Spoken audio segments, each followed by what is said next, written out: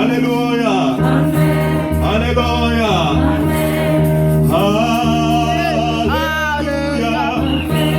Alléluia.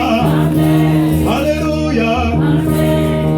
Zambe nanguya, zambe na bingama, oya fani na muna na binga kaye. Ezombe mobali, o faka na yumba, oya longi na kangai na binga kaye. Apango na tingai, afiki na bungai, oya pango na kangai na binga kaye.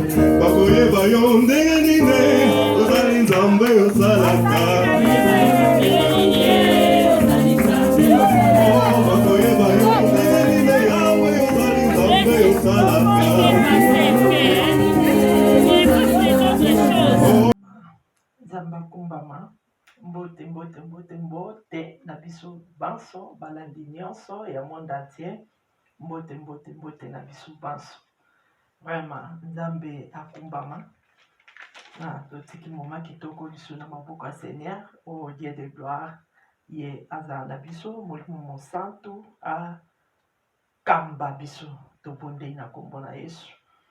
O kumbama osanjolama oza malamu Dieu de gloire Yahweh napesa yo nina netoli monene na yo natiki moma kitoko oyo na maboko na yo Seigneur oyo ya parole na yo o Saint-Esprit tomitiki na maboko na yo Père yo nde ozwa contrôle yo nde okamba mitema mabanga ebukana toloni motema mosuni tika ete liloba na yo ezwa place kati na bomoi na biso Saint-Esprit sosolisa biso ete toyeba vraiment malamu mpe tosimba tobomba tosalela Yahweh zwa na yo lokumu obongi nango moma kitoko Saint-Esprit place epesami na maboko na yo na kombo na Yesu. Merci Seigneur Jésus-Christ. Amen. Amen.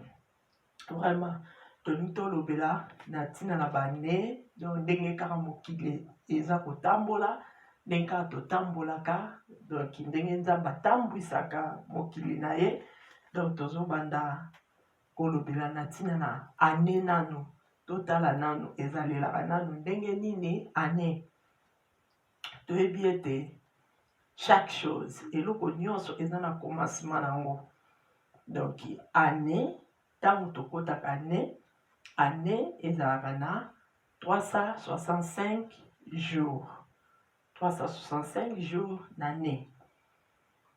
Mais ils ont une année après 4 ans. Ils ont 366. Pourquoi dans 366? Ce qui février est tombé ici le 29. Wana ndesko tokomaka 366 jours. Mais wana ezalaka après 4 ans.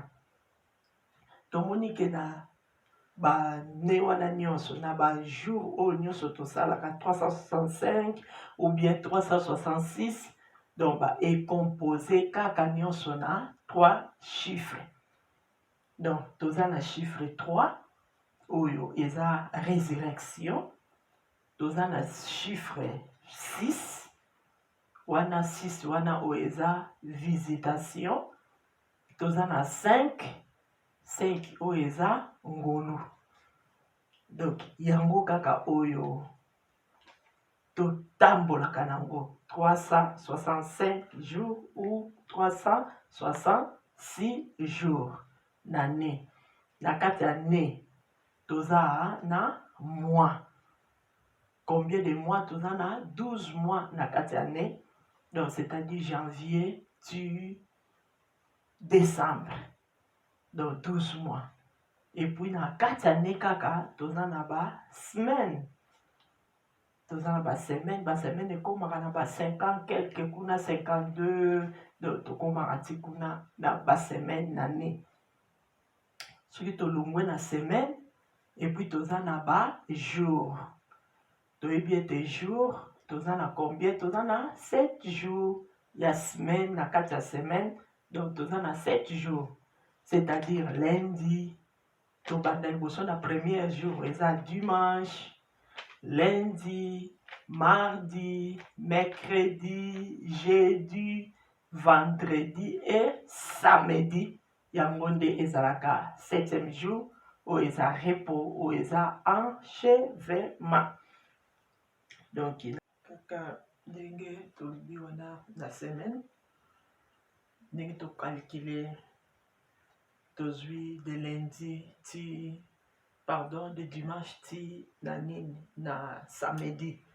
Donc kota na création nango na ndenge nzambe akreelaki, tokotanga yango kaka na Genèse 1 mobimba wana, pe tozwi susu na Genèse 2 1 ti na 3, tokomona selon nzambe ndenge akreaki ezalela pe prière na biso. Donc c'est-à-dire na premier jour ndenge ezalaki ténèbre vide, au premier jour ya wana oyo eza dimanche, donc ekobengana ténèbre nyonso oyo elingi kokota kati na bomoi na biso, oyo ezokota, donc tobengana ténèbre nyonso. En plus toyebi ete susu kaka na premier jour bamari ndenge bakendaka na kunda, donc Yesu asekwaki, et puis tobeleli susu résurrection na kombo na Yesu. Et na journée ya lundi ayebaki koséparer, donc biso pe na prière na biso tozo séparer oyo nyonso ya mabe ya masumu na biso, toséparer oyo pe nyonso ya mabe moyini azolona kati na biso, tosépara yango na kombo na Yesu. Et mokolo ya mardi na révélation mpe nzambe aloba na biso ke mokolo yango batiaka bapiège, bandi mpe kobengana nanu bapiège moyini atie na kombo na Yesu. La création eza rassemblement arassemblaki, biso pe na prière na biso toza ko rassembler oyo nyonso diable ebaki na koéparpiller, biso to rassembler yango, na rassembler santé na nga, na rassembler mbongo na nga, na rassembler élévation na nga, donc na rassembler yango na kombo na Yesu. Et puis oyo ya tiaki kati na biso ba malade ba problème, biso pe tozwi to éparpiller yango, tozongiseli yango ye na kombo na Yesu. Donc wana journée ya mardi. Journée ya mercredi toyebi ke basalaki basanza betoile moyini mpe alukaka koétouffe oyo ezali étoile ya bato. Donc ndenge yalingaka kotouffe étoile wana, biso nde prière na biso eza ke nazobelela nzambe étoile na nga ebriller na kombo na Yesu, ebriller. Opérer l'étoile et briller au nom puissant de Jésus. Et puis, na révélation, nzamba loba na biso na mokolo wana ba egorjaka. Ozo benga na esprit de mort nyonso, mort physique, mort spirituelle. O bengani yango na kombo na Yesu. Et na jeudi, aloba ki ete production, maye produire, mabele produire. Donc, yo pe na bo moi na yo, ozo bele la production. Oyo ezobota te ebota, bokauki obengani yango au nom de Jésus, obeleli production oyo ozoprogramme yango ekoya na kombo na Yesu. Et vendredi alobaki ke bodomine, donc yango wana oyo ane na biso ndenge tokotelaki, donc ozodomine, odomine likolo na malade, likolo na baproblème, likolo na bapéché, odomine likolo nango po ete na 6e jour on peut ka ndemba saki mutu, mais mutu méchante oyo kaka bapekisaka ki kosala, donc bonzoto lisusu edominaka kati na biso, c'est-à-dire bamasumu, donc tolingi mpe fo todominaka yango ndenge balobi résister lui, il fera loin de toi. Donc tozodomine na kombo na Yesu. Et samedi yango wana eza repos oyo eza 7e jour donc atali ke nyonso oyo asalaki c'était bon et puis apemaki nyonso ezalaki achevé me ngai na yo na bomoi na yo eza na makambo ebele nano ekomi ntina suka te nano ebongisama malamu malamu te repos ya solosolo mpenza eza te baproblème bamaladi bakozanga baseliba baekomba na prière na biso na mokolo ya samedi wana repos nazosenga repos na matala ndenge Naomi alobaka na Rich en tout cas nazosenga mpenza bokota na repos ya mariage donc c'est-à-dire repos elingi olakisaka ba bien na biso bisengo donc oza na kimia donc eloko ezangi yo donc moyen te obeleli kaka repos na yo vraiment et puis enchèvement oyo nano ekoma nano achevé te na bomoi na yo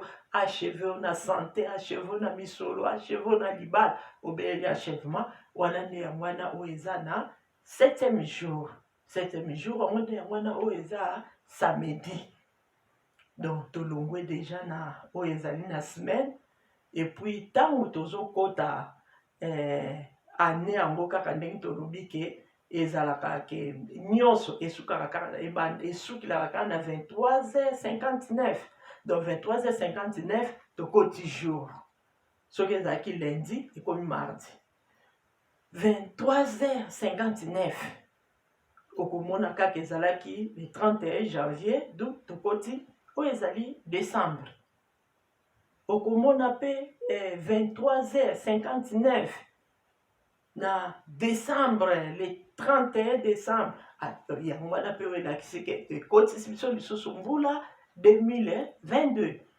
donc yango oyo ndenge ekendelaka kaka na année bon na kati ya année toza susu na deux fêtes na kati ya année tozalaka na fête ya nini fête ya Noël tozalaka na fête ya nini fête ya Pâques mais fête ya Noël eza mabe te mpo tofete yango eza malamu mais le 25 wana yango te oyo Jésus abotamaka mokolo wana yango te toyebi eke wi Yesu abotama mais ezalaki na mokolo wana te oyo ba le 25 wana bon tofetaka yango kaka ndenge nature ezosenga biso ndenge tozokendela mpo congé wana mpe moto akokima yango akozala te donc ntango toyebi eza ferie biso nyonso mpe tozopema na ferie nde fete ya Pâques yango wana mpenza feti malamu malamu oyo mpenza ya ngai na yo esengeli mpenza mpo tofetaka feti kitoko oyo Yesu ayaki kobikisa ngai na yo fete ya solosolo yango wana mpenza oyo eza ya Pâques esengeli na biso tokumisaka na feti wana tosanjolaka mpenza nzambe na biso tofetaka yango mpenza mpe ekozala malamu mingi koleka bongo mpona ntango toza kokotaka na chaque nini oyo tochange année mois toyebi ke na mokolo oyo ekotelaki na mokolo oyo ya semaine toloba ndeti lokola année oyo tokotaki yango na vendredi e tozwi mpe prière oyo ya vendredi tozobondela mpo nango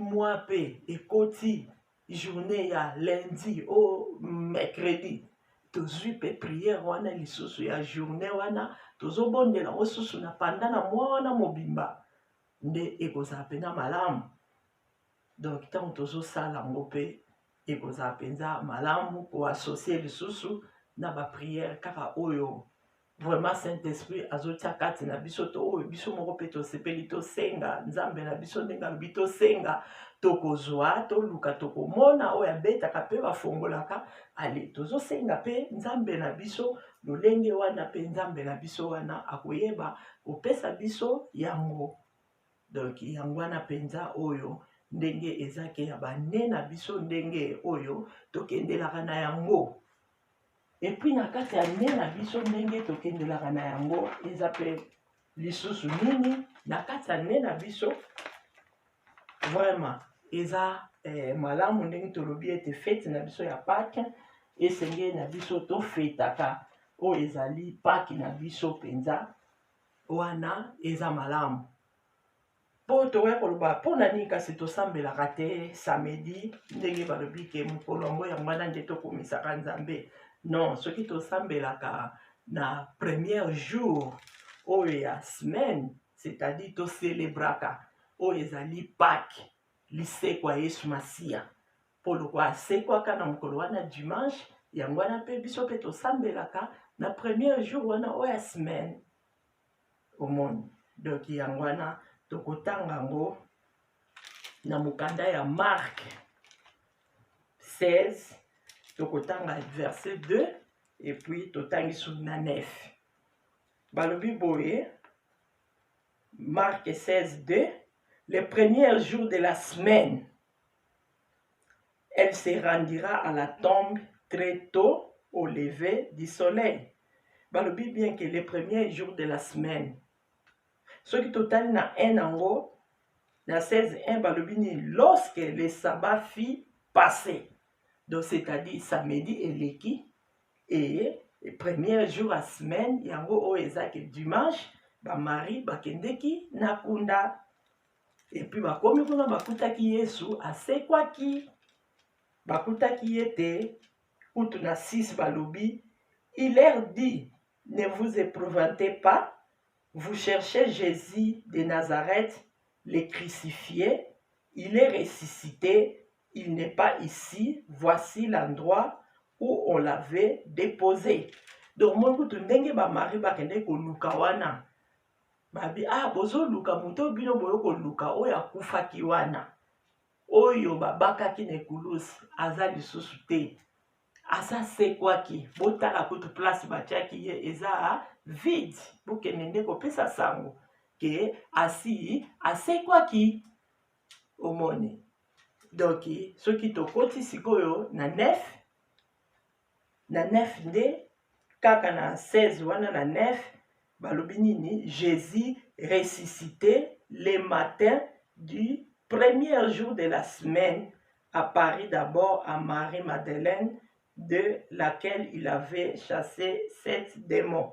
Au monde que balobi bien que ressuscité le matin du premier jour de la semaine. Donc premier jour de la semaine wana yangwana o eza dimanche.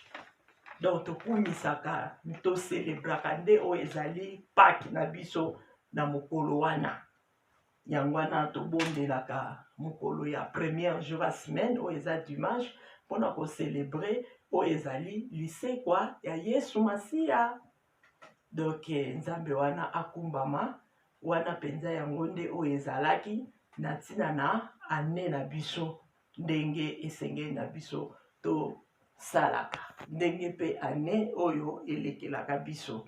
Vraiment nzambe azwa lokumu na oyo Yesu aza na ekulusi te oyo biso Yesu asekwa deja. Train tozokende basusu baza kuna na autoroute baza kokende autoroute baza kokende na kati ya train ete tozokende moto na moto akokita na oyo eza gare na ye. Yango wana nde totambola na crainte à l'éternel afin que na autoroute wana emema biso kobanda le 1er janvier kino ete le 31 décembre ete na kati ya train wana ete tozokende moto na moto oyo akokita na oyo ezali gare na ye. Vraiment akutama na Masiya ekozala malamu soki totamboli na crainte à l'éternel wana ete ekozala malamu. Moto na moto akokita na oyo ezali na gare na ye, akokita na gare na ye, akokita na gare na ye na kombo na Yesu Kristo nde tokokutana na Masiya elongo. Vraiment nzambe wana akumbama. Merci. Pe azokoba na biso kaka ndenge toza na autoroute, toza na kati ya batrain, donc tozokende toza na marche. Donc mutu na mutu azokita na destination na ye na re oye aza kokende. Donc wana ete tozo préparer ane na biso ndenge tolobi ete eza ngolu bongo mokolo yango ya ne oyo ebaki na kokota na journée ya vendredi. Donc ndenge ya ne ekotaki na journée ya vendredi, toyebi ete vendredi wana eza 6e jour ya semaine. Donc comme eza 6e jour ya semaine, toyebi ete na 6e jour wana ya semaine, Seigneur akreaki nini, asalaki nini na 6e jour. Donc toyebi ete na 6e jour nzambe wana asalaki nga na yo na 6e jour wana. Donc soki totangi yango na Genèse 26, donc tina 31 kuna tokomona ete nzambe wana lolenge asalelaki mutu na elilingi na ye. Alobi tosala mutu na elilingi na nga, bongo asalaki pe nga na yo. Ndenge asalaki nga na yo, asalaki nini? Aye kopesa biso première partie, alobi ke to domine. Toko domine likolo na nini? Toko domine likolo na mai, na bambisi kati na mai. Donc mbisi kati na mai, donc ezaka bilima oya mai, oyo utaka na kati ya mai, oyo luka ko déranger monde, ba mami wata, batati wata, donc l'esprit des eaux. Donc nzambe wana pesi biso pouvoir, alobi na biso to domine likolo na bambisi na mai. Alors toko domine likolo na bilimo nyonso ya kouta na mai, pouvoir epesa milinga na yo ya ko domine yango. Alobi na biso lisusu to domine likolo na bandeke. Donc bandeke oyo baza na likolo, toyebi ete esprit etambolaka kaka, ezokende na oyo tozomona na oyo tozomona te. Barein di sabat, donc bamilimo wana nyonso, pouvoir epesameli biso ya kotelemela yango na kombo na Yesu. Donc tozodomine likolo nango. En plus lisusu alobi na biso lisusu na mabele, to domine likolo na banyama na zamba, banyoka, donc biso to domine likolo nango. Toyebi ete eza na milimo mosusu balataka banyama, okomona kaka na ndoto lion azobundisa yo, mbwa azolanda yo. Donc eza nango mbwa te, eza nango lion te, eza nango nyoka te, mais eza mutu oyo akoti na kati ya eloko wana, comme ça mpona nini anuire bomoi na yo. Mais esengoke nzambe na biso alobi to domine likolo na biloko wana nyonso. Domine likolo na milimo nyonso ya mai, batati wata, bamami wata, na domine likolo na bino. Nzambe na biso alobaki to domine likolo na banyama na zamba, na kombo na Yesu Kristo. To domine likolo na bandeke na likolo, au nom puissant de Jésus. To domine likolo na bambisi na mai, to domine na domine likolo na ndeke na likolo, na domine likolo na bino, na domine na kombo na Yesu Kristo. Na domine likolo na bandeke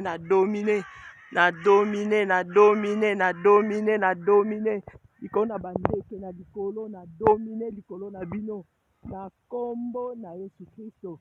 Milimo nyonso ya bandeke oyo balataka bandeke, na domine likolo na bino, na kombo na Yesu Kristo. Alobaki toko domine ete na kati ya zamba na mabele, na domine likolo na mabele, banyama nyonso ya zamba, balion, banani nyonso bozalaka na zamba, banyoka oyo nyonso mpe balataka bilongi ya banyama, na famille, na entourage, na domine likolo na bino, na kombo na Yesu Kristo.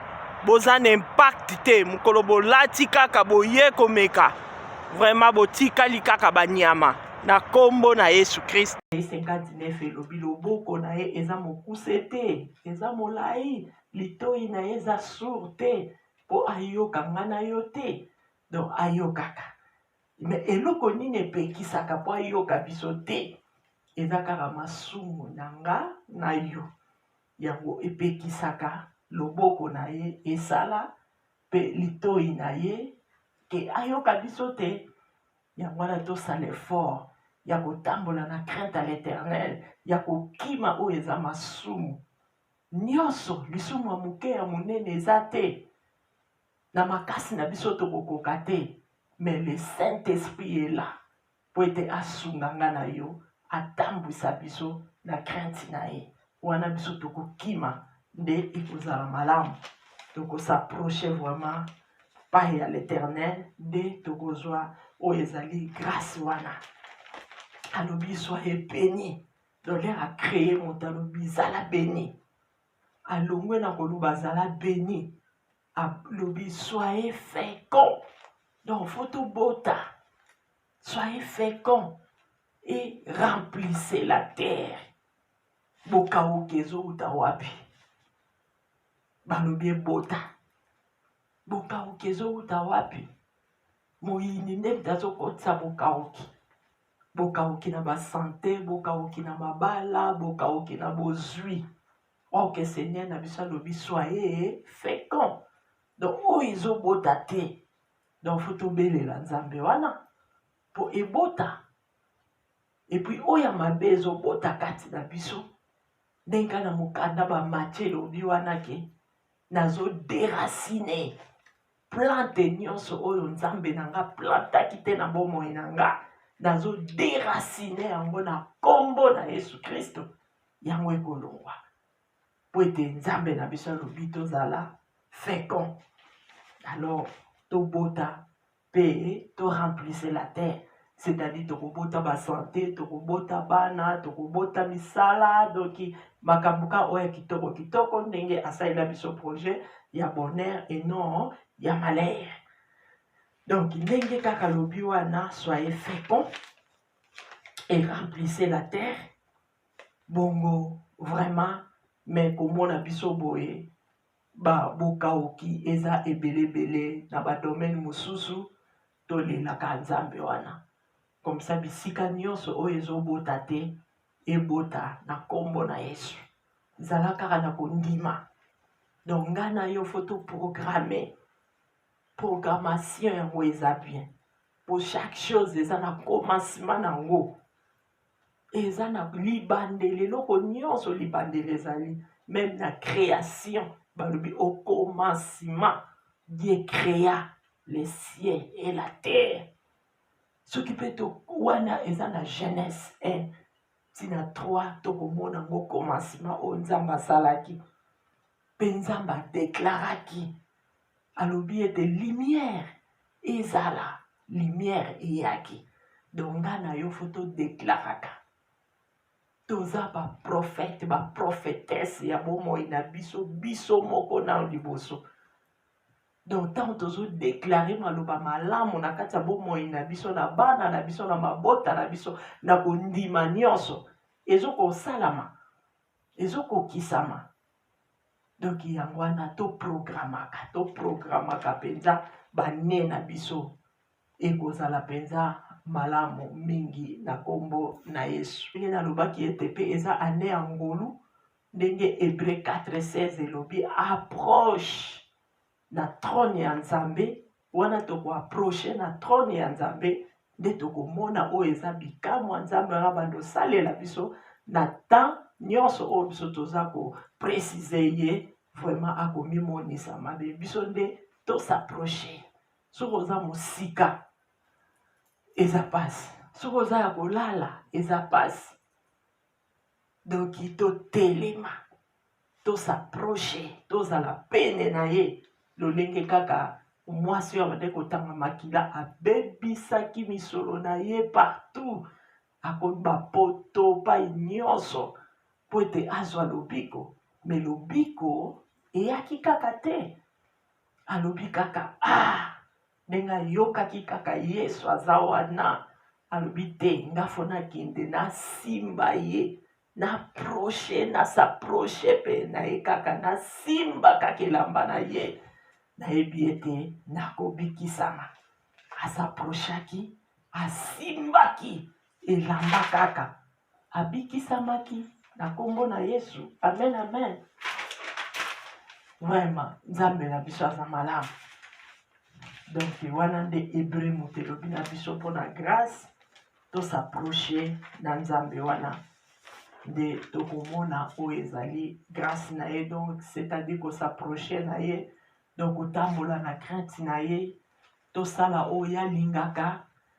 Nazo manke mwana, fona benga mwana ya babalaka te, bobala na kombo na Yesu. Bobotaka te, bobota au nom de Jésus. Bosalaka te, bosala na kombo na Yesu. Po ete Nzambe na biso alingi to programme, yo moko pe programmaka na bomoi na yo chaque tongo mikolo nyonso ekozala malamu. Il y avait des ténèbres à la surface de l'abîme et l'Esprit de Dieu se mouva au-dessus des eaux. Donc, balobi ezalaki ténèbres. Donc, ténèbres, yango ba makamba pasi kako ezozala na biso ba maladie, ba problème. Donc, biso photo benga na ka ténèbres wana. Yo malade, au nom de Jésus, libéré. Yo kozanga, au nom de Jésus, libéré nga. Yo wana ba blocage, ba freinage, ba lenteur, ba limitation, ba échec, libéré nga maintenant na kombo na Yesu. Ako libéré yo. Ako libéré yo tango bengani, donc faut remplacer.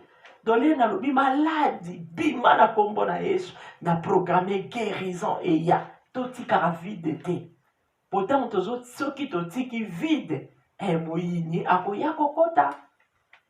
D'autant to bengani to remplacer yo pauvreté na bengani yo na bengi richesse yaka. Yo échec na bengani yo na kombo na Yesu na bengi réussite et ya. D'autant to bengani to remplacer. Amen, amen. Vraiment. Bongo to bengana ka ba ténèbres wana nyonso. La 3 balobi, Dieu dit que la lumière soit. Et la lumière fit. Donc, a déclaré qui, a Béléli, il a dit que la lumière soit. A programmé qui. Donc, il y a mwana bisope ane oyo. Toba ne nyonso kaka toba ndokota. Tango kaka onantozo vivre na se ya moi oyo. Vraiment, tu baka pour déclarer na tia na bomoi na biso e kozala penda malamu. Amen, amen. Vraiment. Soki to continue lisusu ete na de wana tokotanga na Genèse 2, tokotanga na 8, sima tokokende na 15-7. Na 2-8 yango ndenge basalaki moto. Puis l'Éternel Dieu planta un jardin à Éden du côté de l'Orient et il y mit l'homme qu'il avait formé. Donc, à sali jardin, ndenge na lobaki kaka atie mutu na kati jardin. Bongo na 15-17, balobi na biso nini, l'Éternel Dieu prit la femme et les plaçant dans les jardins d'Éden, puis l'homme et les plaçant dans les jardins d'Éden pour les cultiver, et pour les garder. L'Éternel Dieu donna cet ordre: l'homme, tu pourras manger de tous les arbres du jardin, mais tu ne mangeras pas de l'arbre de la connaissance du bien et du mal, car le jour où tu en mangeras, tu mourras certainement. Donc, il y a une place où il y a une photo keba. Il y a une monique qui a une chebi, on a cultiver pour garder.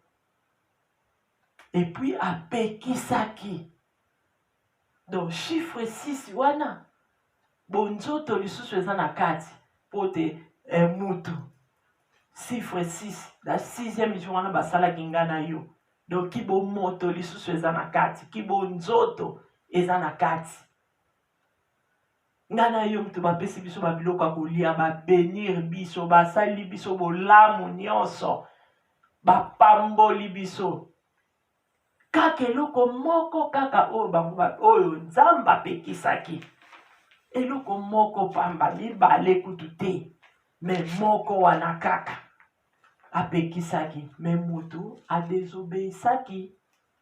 Donc vraiment yango wana fo toboya mpenza kozala kodesobéir fo tolinga tobanga mpenza nzambe tant toza kobeir na nzambe te tozobeir na makomi na nzambe te yango place pasi eza mpo moyini ndenge ye azorode wana mposa na ye eza kaka azoluka nani oyo ya kokanga bongo tomoni ete ndenge apekisaki bongo tokotala totanga lisusu na Genèse 3 na 1 tina 3 et puis tosaute totangi 6 basukaki ndenge nini. Genèse 3 na 1 tina 3. Les serpents étaient les plus rusés de tous les animaux des champs que l'Éternel Dieu avait fait. Il dit à la femme, Dieu a-t-il réellement dit, vous ne mangerez pas de tous les arbres du jardin? La femme répondit au serpent, nous mangeons du fruit des arbres du jardin, mais quant au fruit de l'arbre qui est au milieu du jardin, Dieu a dit, vous n'en mangerez point et vous n'y toucherez point de peur que vous ne mourrez. Hein? Vous ne mangez pas et puis touchez pas. Est-ce que Seigneur vraiment alobaki likambo ya retoucher? Alobaki likambo ya retoucher te? Alobaki kaka ke boko liate. Bo liango te. Donc to comparango. Donc na 17 wana kaka ndenge nalobaki l'Éternel na 16 17. L'Éternel Dieu donna ses ordres à l'homme. Tu pourras manger de tous les arbres du jardin. Na 17. Mais tu ne mangeras pas de l'arbre de la connaissance du bien et du mal, car le jour où tu en mangeras, tu mourras certainement. Est-ce que moi ya retoucher ezawana?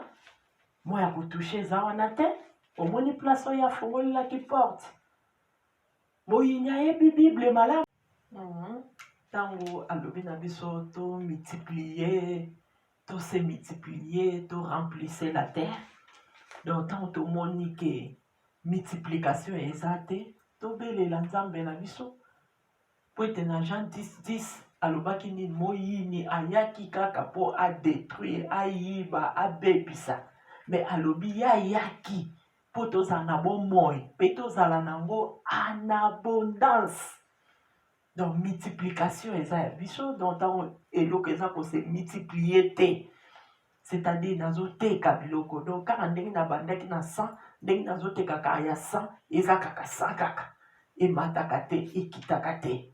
Donc, il moyen te. Donc, il faut et avancer, et multiplier, et bota. C'est-à-dire, banda ou banda kake loko moko yangwana kaka, et change kaka forme te. Donc, il faut multiplication. Ezalaka tango ezate tobeleli l'Éternel ye akosunga pe akomultiplier po abengaka na existence eloko ezate ye et puis même ebebaki arestoraka oyo ebebaki donc aza nzambe malamu bongo lere asali moto asalaki nini akamataki bango akendaki kotia bango na jardin d'Éden. Wana donc ce totangi yango na Genèse 2 totangi na 8 sima toke susu na 15 ti na 17 tokomona ete amemaki bango atiaki bango na jardin d'Éden. Ntango akende kotia bango na jardin d'Éden kuna alobaki lisusu adeklaraki lisusu nzambe wana alobaki na bango nini? Cultiver. Apesaki bango service. Donc service ya kosala. Donc biso pe donc ndenge kaka ne ekotaki na vendredi, donc toza na service ya kosala. Nzambe na biso palingaka bagoyigoyi te. Ozosala te ofandi, ozoluka te ofandi, olingi bapesa, olingi basala boye. Donc balobi travailler. Donc to travailler balobaki cultiver. Donc elakisi service. Kosala service na mosala nzambe, oyaka kaka na église, osalaka te eloko te na kati ya église. Oye kaka mondimi ya ban kaka, mondimi ya dimanche, ofandi kaka. Esili ni protocole, ni rien. Oza na kati ya service te. Donc nzambe na biso alingaka bato bazanga na kati ya service. Nzambe wana apambolaka bango. Soki toke na histoire ya batalent, tomoni ete apesaki moko 5, apesaki moko 2, apesaki moko 1. Oyo azwaki 5, atravaillaki, ebotaki, ese multipliaki, ekomaki 10. Oyo azwaki mibale, yepe asalaki service, atravaillaki, ese multiplié, ekomaki 4. Mais oyo azwaki moko, alobi mokonzi ye kutu, même kutu ata loni na ete, abukaka, azwaka, po ete aza nzambe. Donc tika na bomba, nalingi problème te place ya nzambe wana, atimola libulu, akenda penza kokunda ngo penza bien. Donc pona ye amoni ke asali malamu. Bongo tangu Yesu ayaki, bazoya koprésenter. Oyo azwaki 5, alobi tala, nazwaki 5 mais na travailler yango, ekomi 10, alobi bon serviteur. Donc nga na yo pe tozala ba bon serviteur, nzambe wana osepela. Oyo azwaki pe 4, ye pe a travailler. Azwaki 2 plutôt, a travailler bimi 4. Balobi na ye bon serviteur. Oyo azwaki moko, azoya pe na esengo nyonso yawe nayebi ete meme oloni te obukaka. Na bombaki penza, Seigneur alobi goyi. Nzambe na biso alingaka bagoyigoyi te. Asiliki na ye. Alobi ebongaki kutokamata tala na ngai, okende kotianga ata na banke po ebota. Abotolaki ye. Donc babotolaka kaka pe. Et puis bapesaka kaka na oyo aza nango. Soki yo oza nango te bakopesa nini, osalaka te, olingi kobunda te, olingi kocultive te. Nzambe na biso alingi tozala service. Bongo lere bazwaki yango moko wana, bakoki kopesa pe na oyo azalaki na 4, po akoma nango ata 5. Mais nzambe na biso azwaki yango, apesaki na oyo azalaki na 10. Et puis akomaki na 11. Po bapesaka kaka oyo aza nango. Monike ndenge lisusu kaka oyo ndenge alobaki to cultiver. Donc toza na ne ya service. Ndenge bapesaki ba oyo wana batalent, bayebaki na kosalela yango vraiment. Pe ebotaki penza lisusu. Donc makambo wana tokomona batalent eza na Matthieu 25, soki totangi 14 tina 29, tokomona histoire wana batalent. Oyo bapesaki 5, oyo bapesaki 2, oyo bapesaki moko. Omoni ndenge babotisaki yango. Omoni oyo bapesaki 2 ebotaki 4, oyo bapesaki 5 ebotaki 10. Ngoya moko donc goyi. Nzambe asilikaki na ye po abotisaki yango te. Sikoyo bazwaki moko wana, babotolaki ye moko na yo wana, bapesaki yango na oyo azalaki na 11. Pourquoi bapesa te na oyo aza na 4 po isala peke yakoma na 5? Parce que chiffre 4 eza présence à l'éternel. Donc esengelaki etikala kaka 4 po na nga na yo. Tango tozoluka, tango tozosala, donc présence na ye tant tozobelela kaka présence en nzambe ezalaka kati na badémarche na biso kati na bafaire na biso toasosiaka ye ndenge balobi misolo na biso tobombaka epai na ye kuna puku pese aza te oyo akodétruire batrésor na biso donc yango lomoni etikalaki kaka 4 wana barévélation oyo mpo présence na ye ezalaka kaka kati na bafaire na biso yango wana bazwaki moko wana bapesaki na oyo azalaki na 10 mpo omoni ke 10 wana balwa omona balwa famille ezoya koreklame omati okiti osali boye okwei donc moïse ayaki na loi mais jésus christ ayaki na la grâce donc yango bakamataki wana babakisi na oyo wana azalaki na 10 mpo ekoma 11 ntango toadditionna yango ekopesa 2 alors 2 wana eza ni confirmation na ka na biso e confusion na ka bayini donc ntango moyini azobundisa biso donc azozwa confusion ntango moyini alobi ke non bakobonga te mais yesu na biso alobi bakobonga donc confusion ekoti na ka na bango ale bango bazotala me eloko oyo tokangaki azwi yango ndenge nini bakotana maboko na bango maboko ezaka ya kokangama mais eloko oyo bakangaki ya yo baza nango te donc confusion ekoti na ka na bango bamoni ke moto yango alobaki ya kobonga te ndenge na bongi mais ozwi nde sikoyo confirmation donc confirmation eza ya biso donc yango nomoni ke babakisaki kuna comme ça mpo bakonfondaka bayini wana nyonso ya famille ya entourage ya quartier ya partout oyo nyonso balingi bolamu na biso te yango wana tosala mpenza tozala goyigoyi te totravaille ntango totravaille vraiment ekozala mpenza malamu mpo oyo nyonso tosalaka ezalaka na lifuti totravaille na misala nzambe na bafaire na biso me na nyonso tobelelaka présence ya nzambe kaka na libandeli ntango tozobanda tobelelaka présence ya nzambe biso toya kobelelaka soki tozwi échec or ke balobi avant toute chose tokontaktaka l'éternel donc yango wana oyo moto abotisaki 2 wana ekomaki 4 mpo tozalaka kaka na présence ya nzambe kati na bafaire na biso vraiment totravaille vraiment. Il y avait des ténèbres à la surface de l'abîme et l'Esprit de Dieu se mouva au-dessus des eaux. Donc, balobi ezalaki ténèbres. Donc, ténèbres, yango ba makambo pasi kako ezozala biso ba maladie, ba problème. Donc, biso photo bengana ka ténèbres wana. Yo malade, au nom de Jésus, libéré. Yo kozanga, au nom de Jésus, libéré nga. Yo wana ba blocage, ba freinage, ba lenteur, ba limitation, ba échec, libéré nga maintenant na kombo na Yesu. Ako libéré yo. Ako libéré yo tango bengani, donc faut remplacer. Donc les nalobi maladie, bima na kombo na Yesu, na programmer guérison et ya totika vide te. Pourtant tozo soki totiki vide.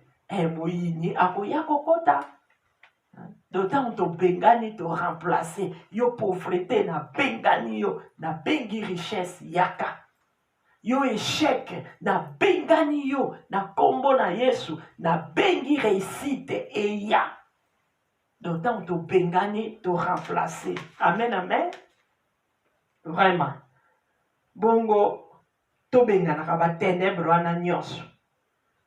La 3 balobi, Dieu dit que la lumière soit. Et la lumière fit. Donc, a déclaré à Beleli, il a dit que la lumière soit. A programmé qui. Donc, yamwana bisope ane oyo. Toba ne nyonso kaka toba ndokota. Tango kaka ona tozo vivre na se ya moi oyo. Vraiment, toyebaka pour déclarer na tia na bomoi na biso ekozala penda malamu. Amen, amen. Vraiment. Soki to continue lisusu ete na 2 wana tokotanga na Genèse 2 tokotanga na 8 nsima tokokende na 15:7 na 2:8 yango ndenge basalaki moto. Puis l'Éternel Dieu planta un jardin à Éden du côté de l'Orient et il y mit l'homme qu'il avait formé. Donc asali jardin ndenge nalobaki kaka atie moto na kati ya jardin. Bongo na 15:17 balobi na biso nini? L'Éternel Dieu prit la femme et les plaçant dans les jardins d'Éden, prit l'homme et les plaçant dans les jardins d'Éden pour les cultiver et pour les garder. L'Éternel Dieu donna cet ordre: l'homme, tu pourras manger de tous les arbres du jardin, mais tu ne mangeras pas de l'arbre de la connaissance du bien et du mal, car le jour où tu en mangeras, tu mourras certainement. Donc il y a une place où ezake photo keba. Yango moni kenza bana baki na chebi no wana bo cultiver pour bo garder. Et puis apekisaki. Donc chiffre 6 wana bonzoto lisusu eza na kati pote mutu. Chiffre 6 la 6e jour wana basala kingana yo. Donc kibo moto lisusu eza na kati, kibo nzoto eza na kati. Ngana yo mtu bapesi biso babiloko ya kolia, babenir biso, basali biso bolamu nyonso, bapamboli biso. Kaka eloko moko kaka oyo Nzambe apekisaki. Eloko moko pamba mibale kutu te, me moko wana kaka apekisaki, me mutu adesobéisaki. Donc vraiment yango wana fo toboya penza kozala ko désobéir. Faut tolinga tobanga penda Nzambe. Tant toza obéir na Nzambe te, tozobéir na makomi na Nzambe te, yango place pasi eza po moyini ndenge yazorode wana posa na ye eza kaka azoluka nani oya kokanga. Bongo tomoni ete ndenge apekisaki. Bongo tokotala totanga lisusu na Genèse 3 na 1 na 3 et puis tosaute totangi 6 basukaki ndenge nini. Genèse 3 na 1 na 3. Les serpents étaient les plus rusés de tous les animaux des champs que l'Éternel Dieu avait fait. Il dit à la femme: Dieu a-t-il réellement dit: vous ne mangerez pas de tous les arbres du jardin? Ezaki motuna batuna kiye. La femme répondit au serpent: nous mangeons du fruit des arbres du jardin, mais quant au fruit de l'arbre qui est au milieu du jardin, Dieu a dit: vous n'en mangerez point et vous n'y toucherez point de peur que vous ne mourrez. Hein? Vous ne mangez pas et puis touchez pas. Est-ce que Seigneur vraiment alobaki likambo ya retoucher? Alobaki likambo ya retoucher te? Alobaki kaka ke boko liate. Bo liango te. Donc to comparango. Donc na 17 wana kaka ndenge nalobaki l'Éternel na 16 17. L'Éternel Dieu donna ses ordres à l'homme: tu pourras manger de tous les arbres du jardin. Na 17. Mais tu ne mangeras pas de l'arbre de la connaissance du bien et du mal, car le jour où tu en mangeras, tu mourras certainement. Est-ce que moi ya retoucher ezawana? Moi ya retoucher ezawana te? Omoni place oya fongoli la ki porte. Moyinya yebi Bible malamu na to bakisaka te, to longolaka te, to kosaka pe te. Alobi ke o balobi na biso to lia te to touche te. Omoni place bakotela ki ye. allez AFP amonaki ke vraiment mbuma wana ezalaki nango mpenza malamu na misu eza kofule ye amoni mpenza ke te, donc il faut nalia yango kaka mpona yeba mpenza ke esuka nango mpenza eza ndenge nini. Donc na 6 bakomi boye na 3:6 Genèse 3:6, la femme vit que l'arbre était bon à manger et agréable à la vue et qu'il était précieux pour ouvrir l'intelligence. Elle prit de son fruit et en mangea. Elle a donné aussi à son mari qui était auprès d'elle et il n'a mangé. Eh, bah papa, bolata pantalon, bolata maputa te. Papa zala penza papa na kazandabo. Salela ki autorité na yo. Oyebi bien ke loko ba pekisa ki bino. De ofandi na yo pepene, mwasi na yo allié, azwi mbuma, yo pe mbalo ozotala, okoloba te, eh chéri, omoni te ke loko wana ba pekisa ki biso, kosala ngo te. Mais rien. Mwasi akamati allié, ale azwi pe apesi yo pe mobali olie. Bolinga te basi ba dominaka bino na kati ya ndako. Papa yo ndo zali chef ya ndako. Ko laisser faire te. Mama adominaka yo, azwaka likolo na yo, yo ndo zaka na se. Non, salela ki papa. Mama pe yo petika na position na ki mama, o salela ki mama na yo. Ko lukate obebisaka famille. Tala siko Eve, yo mtokoti sakufa. Lelo tokoma kolela, lelo tokomi kokabwana, ekomi kopesa pasi. Likolo na yo Eve. Donc bato pe kati na ba famille, o boza na milimo wana. Ya koluka ko détruire ba famille tokeba. Donc toyoki ndenge makomi elobi na biso. Toyeba ke malgré Nzambe wana apesi biso oyo ndenge tokoti na journal vendredi ba domination na biso na ba bénédiction boyini azorode. Ndenge asalaki pa ya Eve, ndenge pe akolinga asala nga na yo. Do yangwana to veiller, to prier ndenge na mukanda ba liki na mukanda ba matche kuna ekomami. To veiller, to prier pour to koya te na tentation. Tant to veiller, to prier, to koya te na tentation. Mais soki tozo prier te, au moins place pasi ezaleli na biso nde yango wana. Pasi ezali na biso yango wana. Donc yango wana Nzambe na biso azamala atikaka ba oya ete na makasi na biso moko tokokoka te.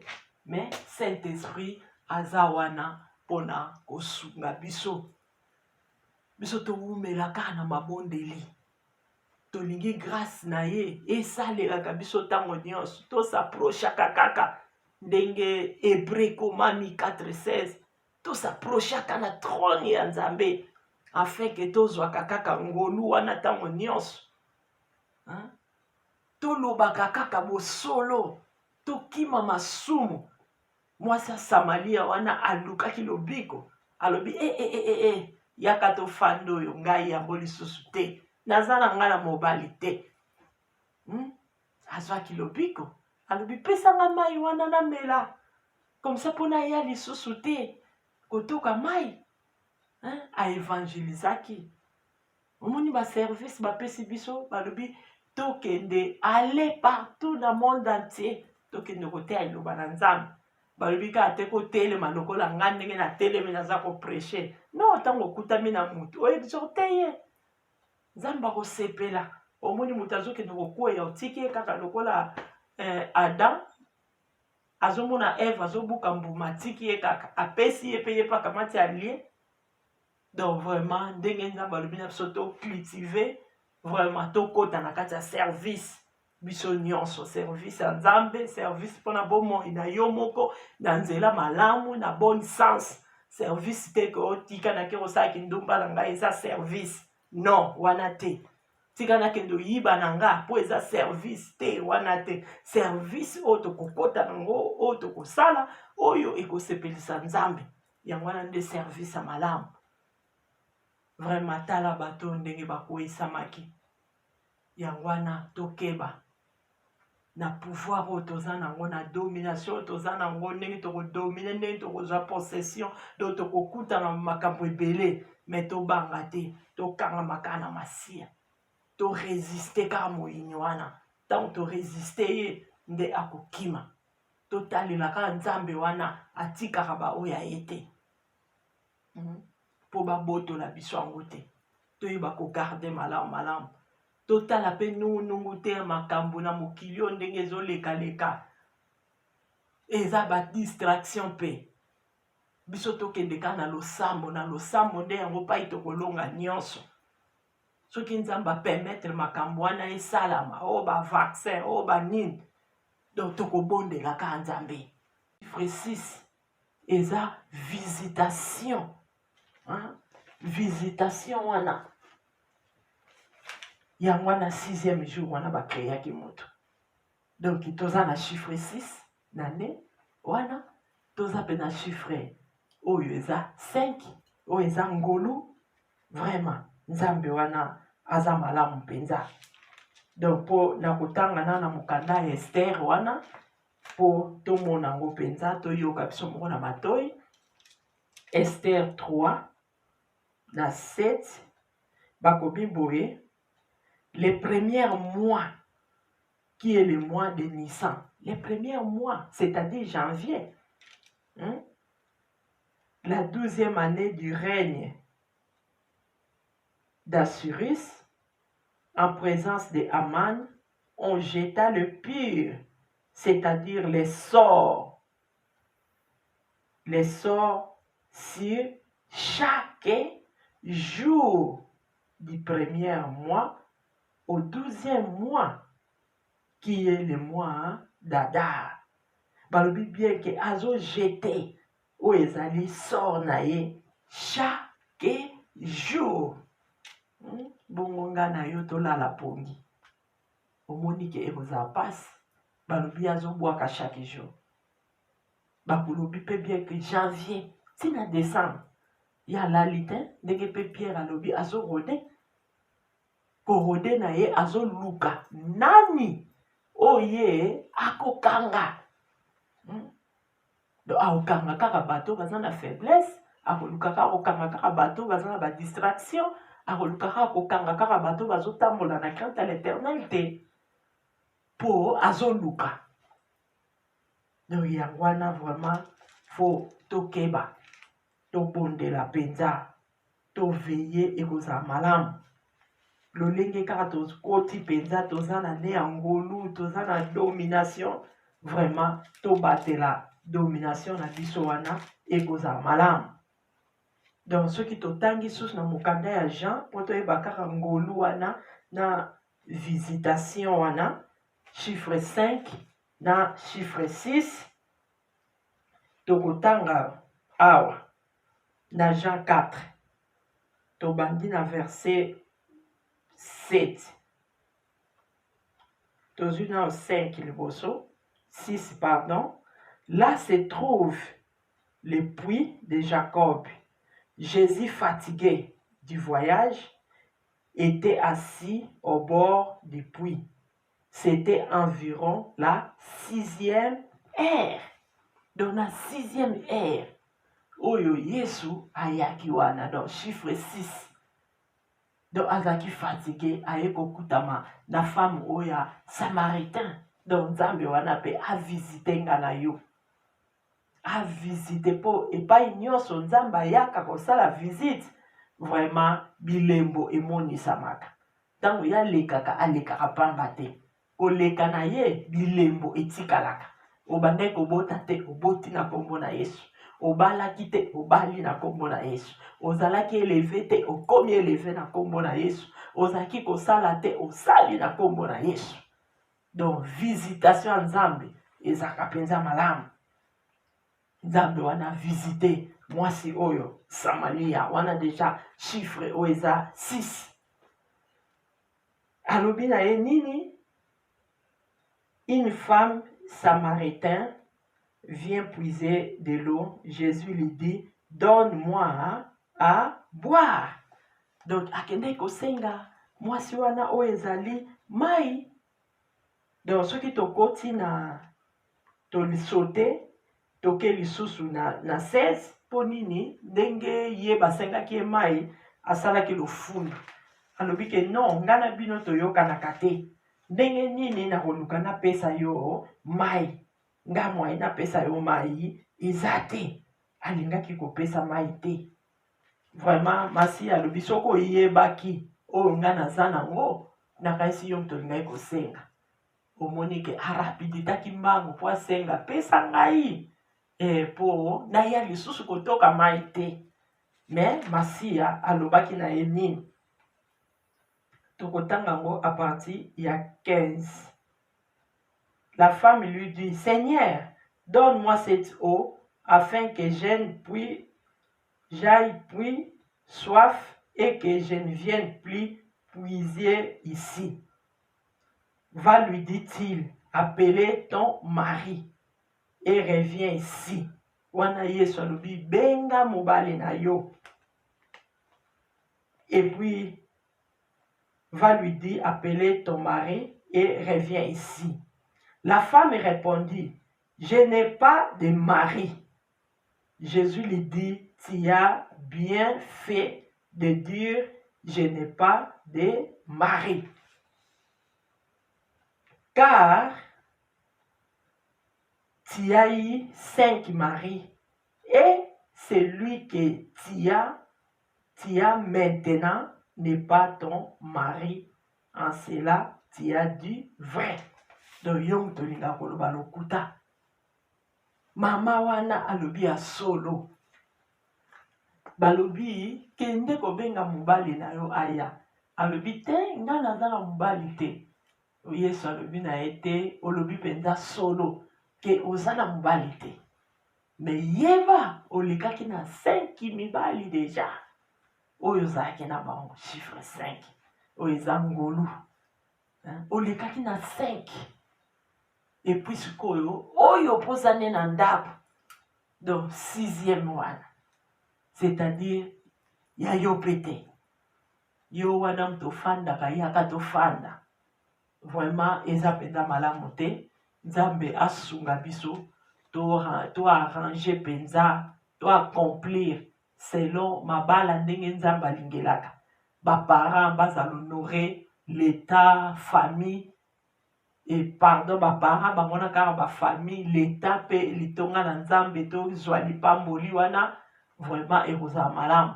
Nzamba benira pesa misolo.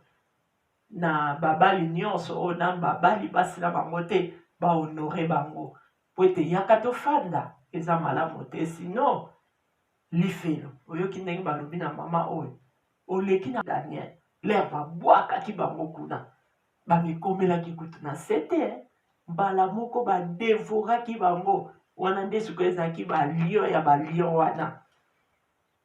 Yango wana vraiment ndenge kaka bautoloba na biso toyeba kobomba malamu toyeba kogarder.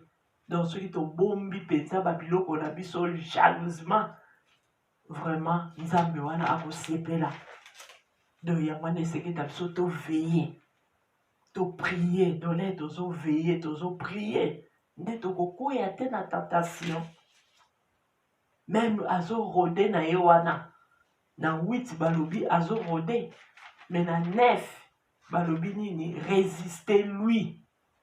Il fuira loin de toi. Ce qui ont résisté était. Yahuya akokwisa yo. Mais ceux qui ont résisté yé.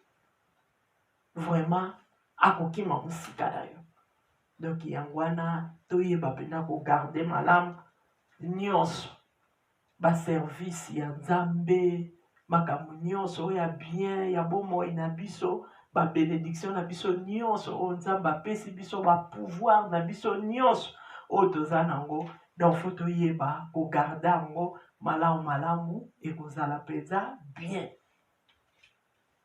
Donc wana pe ntango tosali ndenge wana kaka na préparation ya nde na biso oyo ya 2021 donc esengeli na biso toyeba mpe kozwaka possession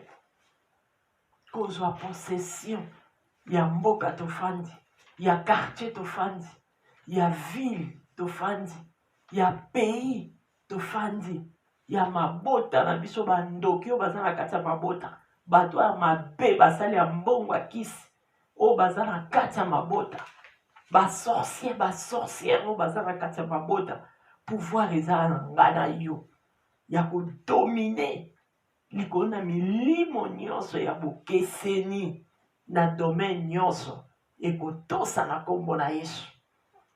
Donc yango na fo tozwa possession ndenge ekomami mpe na mokanda ya Nombre 33:53 soki totangi yango kuna komona ete Nzambe na biso alobi tozwa possession.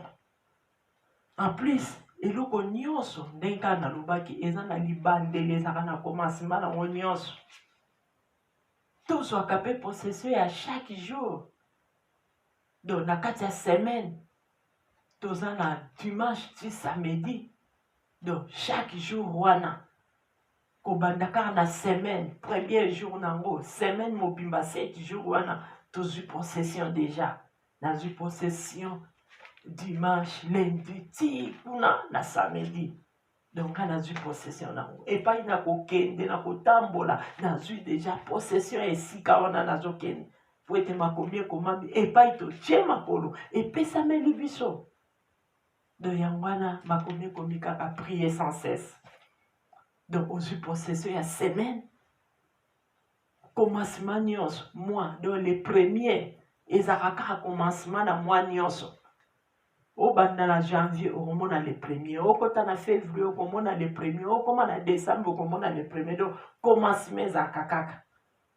Donc ozwi possession ya commencement nyonso ya mois nyonso ozwi possession nango. Ndenge mpe tozwaki déjà possession ya ne mobimba kobanda janvier ti décembre po na mokanda ya Esther 3:7 ekomami kuna bien ke Moyini abwakaka basor na ye chaque jour azobwaka sort. Donc kobanda le 1er janvier kino le 31 décembre chaque jour azobwaka basor. Siko nga na yo tolala pongi nga na yo toveye te omoni ke eza pasi yango Seigneur alobaki garde po ayebi ke ndenge na apocalypse ekomama wana 12:12 ke Moyini ndenge kuna babundaki na likolo ndenge aganyaki te aprecipitaki kokwea na mabele. Bongo mongongo elobaki esengo na likolo me mawa na mabele po ete Moyini wana akiti na kanda wana akiti nango mpo anime akonime na nini na bacolère na bakofinga na bamakambo mabe na moyibi na kindumba. Alors biso fo tomibatela ndenge Nzambe wana alobi garde tomigarde biso moko togarde mpe biloko oyo Nzambe apesi biso toyeba kobomba ngo malamu. Donc ntango biso tozozwa possession meme ye azobwaka basor meme azorode aokoka biso te. Soki biso tozodeklare te Moyini nde ye bando deklare na place na biso meme Nzambe ye moko mpona kosala création adeklaraki na Genèse wana 1 na 1 ti na 3 adeklaraki. Et puis liloba eza puissant. Au commencement c'était la parole. Ndenge na mokanda ya 1 Jean na Jean 1:1 ekomi bien au commencement était la parole. La parole était avec Dieu et la parole eza Nzambe déjà. Ye moko Nzambe adeklaraki. Donc parole eza puissante. Donc tant tozo déclarer tozana kondima Au moment que na commencement babi bien qu'il y avait vide, il y avait rien. Et ça qui informe. Mais Nzambe wana bongisaki yango. Biso pe commencement nyonso tango tozokota. Moyini alingaka kaka komekola oyo Nzambe asalaki ti. Akolingale alongola ka ndenge ezalaki vide commencement tika pe nga natia vide, tika pe natia informe. Tika nakotisa ténèbre. Lise yango maintenant mpe lokwa nazoloba bakisi na bango nyonso na laboratoire ezala neutraliser maintenant bavaccin wana na kombo na Yesu Kristo na kotisi yango makila na Yesu oyo esangana na mai oyo ekitaki na ngomba na Golgota. Bana Nzambe bakozwa yango ekosala bango eloko te. Ndenge makomi ekomama, toute arme forgée contre moi sera nulle et sans effet au nom puissant de Jésus-Christ de Nazareth. Ndenge Nzambe wana loba tokomela ba poison ekosala biso eloko te. Si Dieu il est pour nous, qui sera contre nous? Personne. Ce n'est pas moi qui vis, mais c'est Jésus qui vit à moi. Est-ce que bakoboma Yesu? Exception ezalaka kaka. Exception eza na nga na yo. Eza nga na yo exception. De yango na to bomba maka e place masia. Mi pepe o modele ndenge ezokendelaka. Bango pe bazolandaka pe kaka ba chiffre. Bazotalaka ba chiffre na bango po batiaka tiaka. Donc keba pe ekoki kokota pe ekokoma pe juin. Tellement na juin kuna yango wana pe 6e jour pona bango bonzoto wana ndenge bakweyisaki Eve. Donc bakoluka pe bamema kaka bamakambo wana pe tina ba juin kotala pe juin yango ekokota na journée ya mardi. Donc mardi ndenge batiaka ba piège.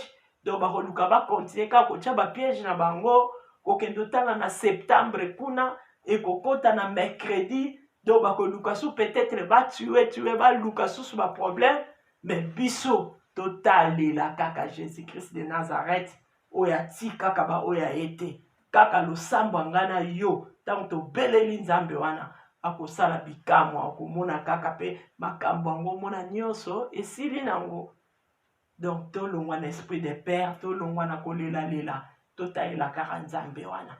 Vraiment Nzambe wana kumbama do yango ezalaki kaka natina koloba toyeba ko préparer vraiment o ezali année na biso malam ma semaine mois ba quartier tozwa possession la paille de bandako to fandaka ba numéro na biso toza nango okoyi pe ko déclarer exemple ozaka na numéro 7 na beleli o eza elonga kati na lopango oyo kati na ndako nanga o ekutami ete eza pe osoki sa 30 o compte kaka 4 wana Nzambe présence na yo donc toyeba penza kozwa possession na nyonso ikozala malamu na kombo na Yesu.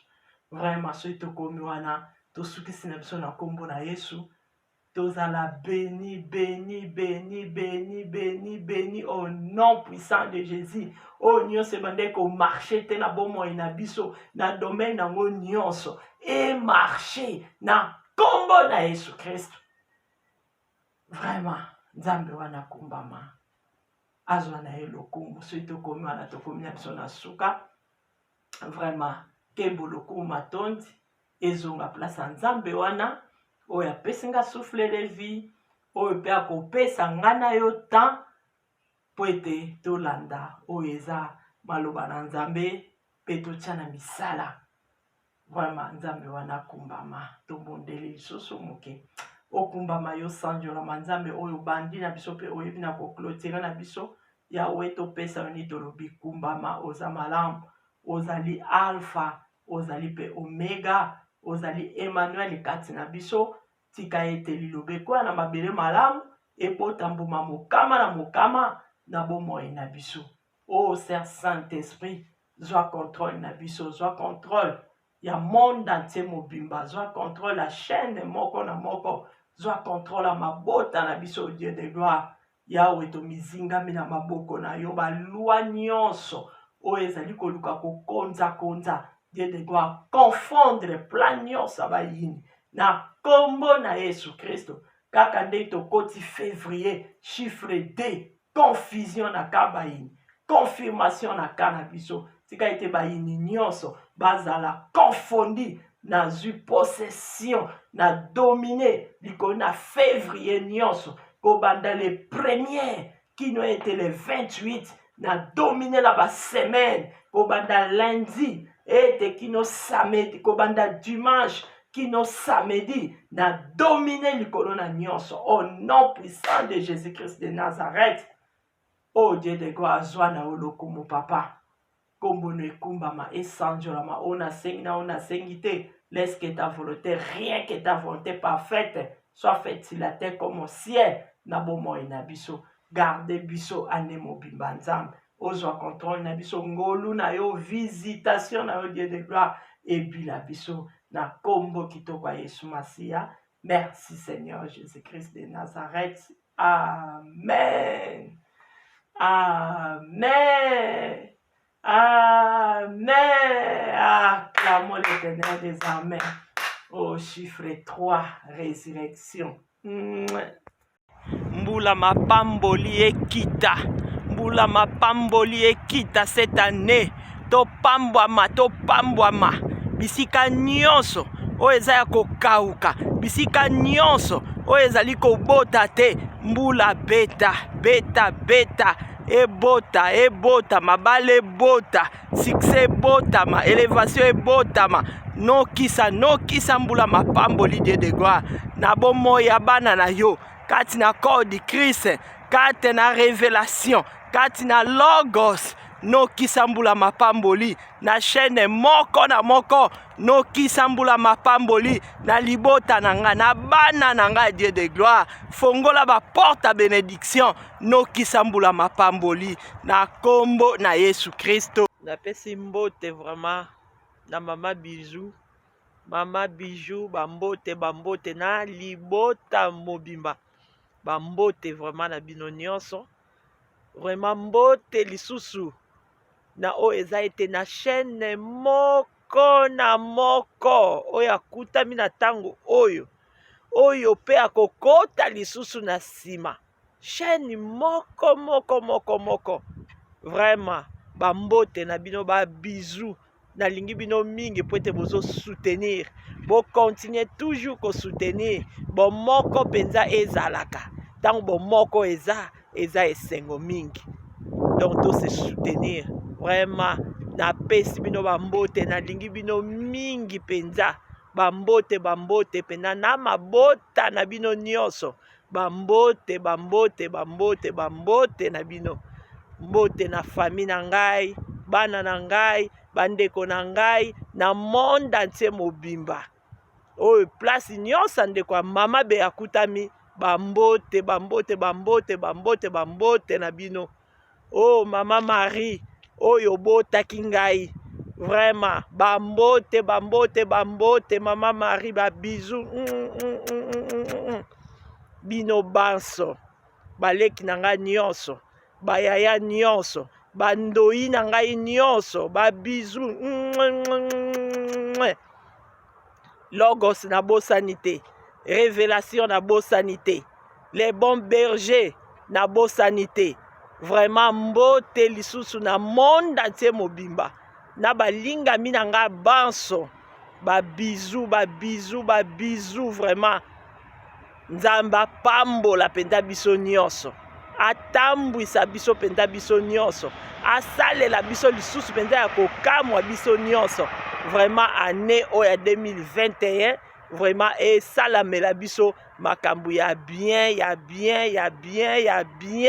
na kombo na Yesu Kristo vraiment soki tokomi wana tosukisi na biso babizu ya suka lisusu ya suka te me okokontinue mpo na minute oyo mpo na ntango yango wana ete au revoir donc mokolo ya poso malamu na mutu moko na moko parce que dimanche yango eza premier jour vraiment tobanda poso kitoko elongo na ye main abatela moko na moko na kombo na Yesu Kristo. Bye bye.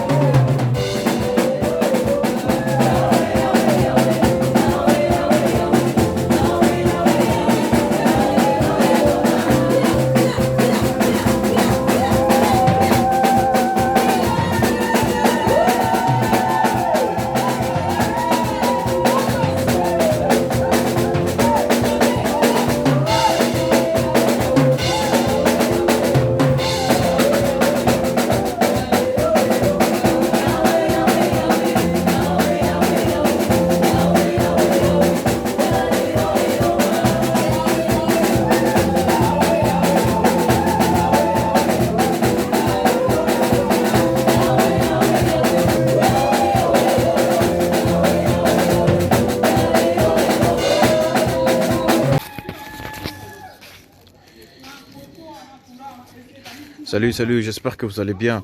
En fait, c'est plus pour les diasporas. C'est donc qui veulent passer leur séjour ici à Kinshasa. Alors pour tous vos déplacements, il y a une voiture à louer qui est là, marque Hyundai.